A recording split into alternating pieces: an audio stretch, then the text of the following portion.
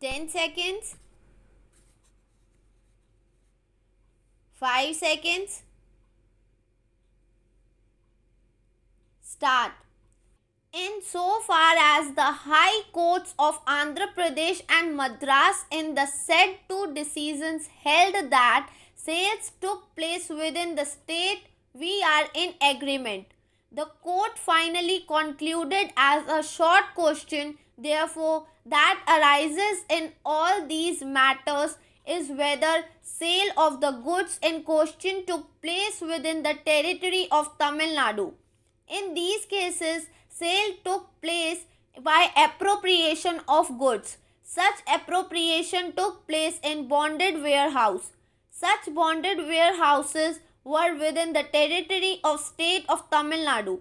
Therefore, under subsection 2, subclauses A and B of section 4 of the Central Sales Tax Act 1956, the sale of goods in question shall be deemed to have taken place inside the state because the contract of sale of ascertained goods was made within the territory of Tamil Nadu, and furthermore in cases of ascertained goods appropriation had taken place in that state of terms of clause B of subsection 2 of the section 4 of the Central Sales Tax Act 1956.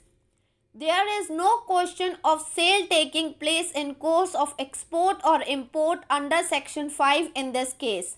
From that point of view, the amendment introduced by Act 103 of 1976 by incorporating in clause AB of section 2 of the Central Sales Tax Act 1956 does not affect the position.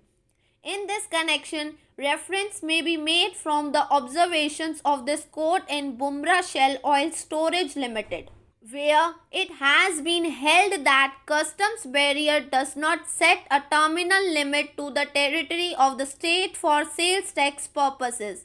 Sale, therefore, beyond the customs barrier is still a sale within the state.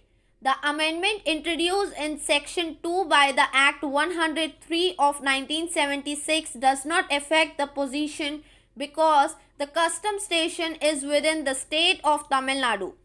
That question might have been relevant if we were considering the case of sale by the transfer of documents of title to the goods as contemplated by Section 5 of the Central Sales Tax Act.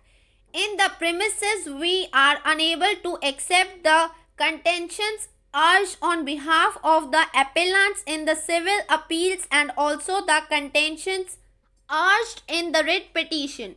In the view we have taken, it is not necessary to express our opinion on the other arguments. Applying the principle underlying the said decision, it is clear that the sale to be in the course of import must be a sale of goods, and as a consequence of such sale, the goods must actually be imported within the territory of India, and further the sale must be part and partial of the import so as to occasion import thereof. Indeed, for the purposes of Customs Act, only upon payment of customs duty, the goods are cleared by the customs authority, hence import thereof can be regarded as complete.